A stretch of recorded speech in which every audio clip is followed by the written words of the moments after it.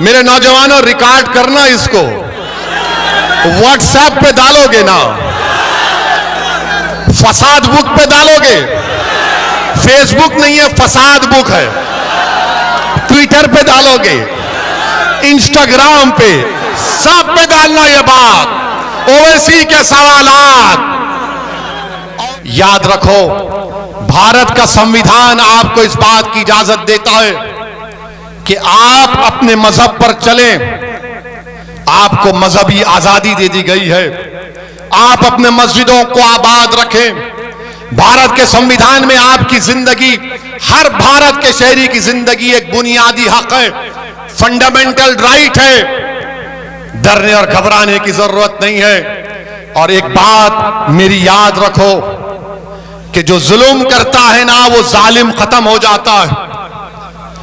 फिरौन था ना, फिरौन मालूम कौन था आपको? फिरौन एक बादशाह था, जुल्म करता था और अपने आप को खुदा कहता था। तो अल्लाह ने हजरत मूसा को उसकी तरफ भेजा और उसके दरबार में, फिरौन के दरबार में गरीब लड़की थी, बहुत गरीब थी, झोपड़ी में रहती थी। उसका काम यह था कि फिरौन के बेटी के बालों को कंघी किया जाए। और एक दिन जब वो फिरौन के महल में बादशाह की बेटी के बालों में कंघी कर रही थी तो कंघी नीचे गिर गई।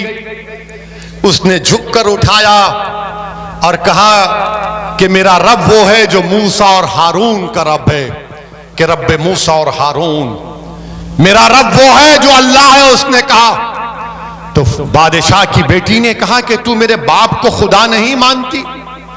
तो उसने कहा, नहीं, मैं उसको खुदा मानती हूं जो तेरे बाप का और तेरा और मेरा वो अल्लाह है, मैं उसको अपना रब मानती हूं। उसने जाकर अपने बाप से कहा कि एक कनीज है काम करने वाली जो मेरे बालों में कंघा करती, वो तुझको खुदा नहीं मानती। फिरौन ने उसको अपने दरबार में बुलाया। उसके दो बच्चे थे, एक शीरखार बच्चा था और एक 10-11 साल का बच्चा था। दो रिवायतें हैं। एक रिवायत में आया कि फिरौन ने कहा कि क्या तू मुझे खुदा नहीं मानती? तो उसने कहा, नहीं, मैं उसको मानती हूं जो तेरा भी रब है और मेरा भी रब है, वो अल्लाह है।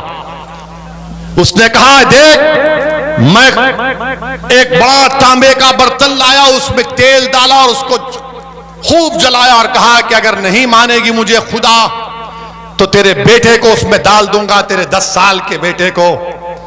उसने कहा कि मैं तब भी तुझे अपना रब नहीं मानूंगी, मेरा रब वो है जो तुझे और मुझे और सारी कायनात को बनाया, अल्लाह। उस जालिम फिरौन ने उस बच्चे को उसकी मां के हाथ से छीन कर तेल में डाल दिया। वो बच्चा फौत हो गया। फिर पूछा, बोल अब क्या बोलेगी? तो उसने जब देखा कि बच्चे की हड्डियां सामने आ गई, उसकी आंख से आंसू निकलना शुरू हो गए, तो बादशाह फिरौन ने कहा, अब तू डर गई, अब मान ले मुझे खुदा, तेरे आंख में आंसू आ गए। तो उस लड़की ने कहा कि मेरे आंख में आंसू मेरे बच्चे की मौत की वजह से नहीं, या तेरी खौफ की वजह से नहीं, मेरे आंख में आंसू सिर्फ इसलिए आए कि अल्लाह मुझे एक ही जान दिया अपने दीन पर कुर्बान करने के लिए।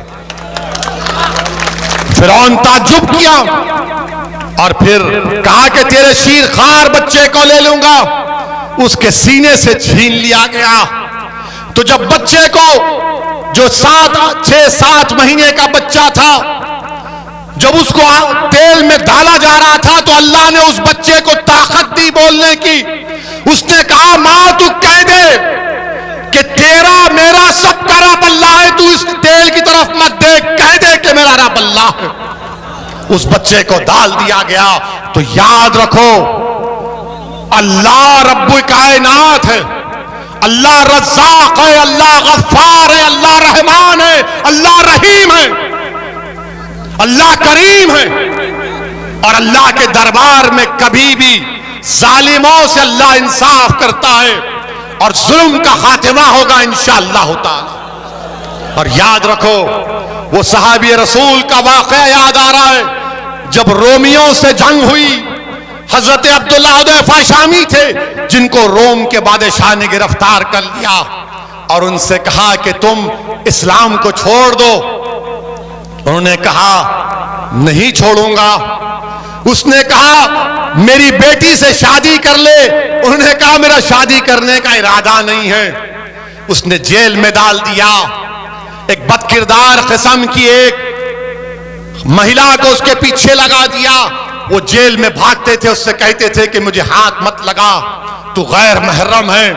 फिर बादशाह ने बुलाया उनको और कहा कि चलो मैं तुमको एक और ऑफर देता हूं, तुम मेरी अंगूठी को चूम लो। उस अंगूठी पर कुछ और निशान था। उन्होंने कहा यह भी नहीं कर सकता। ये होठ जो अशहदु अल्ला इलाहा इल्लल्लाह व अशहदु अन्ना मुहम्मद रसूलुल्लाह कहते हैं, जो मोहम्मद मुस्तफा सल्लल्लाहु अलैहि वसल्लम की गुलामी में सलातो सलाम पढ़ते हैं, इन होठों को मैं वहां नहीं चूम सकता। बादशाह ने कहा मेरे माथे को चूम ले, मैं 100 सहाबियों को आजाद कर दूंगा। उन्होंने कहा नहीं करूंगा। फिर कहा कि 300 रिहा करूंगा। तो उन्होंने कहा तुम पूरों को रिहा करो, तेरे माथे को चूमूंगा। उन्होंने माथे को चूमा और जब वापस गए तो खलीफा हजरत उमर थे। हजरत उमर ने आगे बढ़कर हजरत अब्दुल्लाह हुदैफा की पेशानी को चूमा।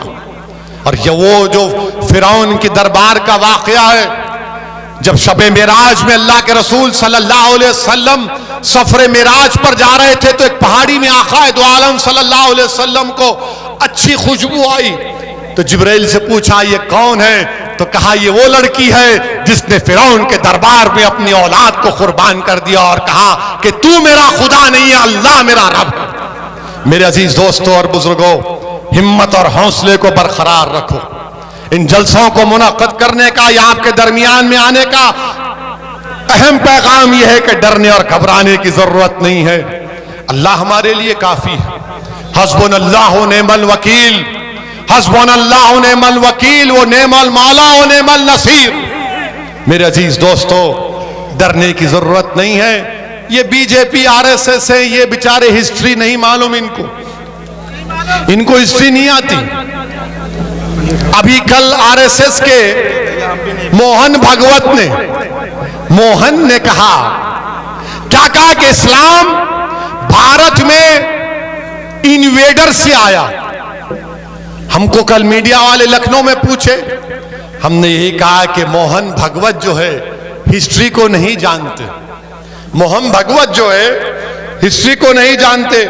हमने उनसे कहा कि इस्लाम इस मुल्क में बादशाहों की वजह से नहीं आया।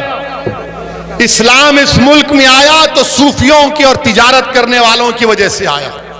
और हमने उनको मोहन भागवत से हमने पूछा कि इस्लाम अगर आया तो वेस्ट कोस्ट में आया। और किसने कहा मालूम आपको? इस्लाम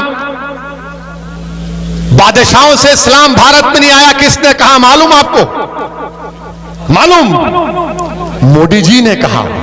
हाँ, अब आप जाकर देखिए, मोदी जी ने अप्रैल 3, 2016 को 7:13 को एक ट्वीट किया और कहा कि केरल के त्रिशूर डिस्ट्रिक्ट में चेरामन जुम्मा मस्जिद को अरब के तिजारत करने वालों ने, बादशाहों ने नहीं, तिजारत करने वालों ने 629 ईस्वी में मस्जिद को बनाया और कहा कि भारत की पहली मस्जिद है।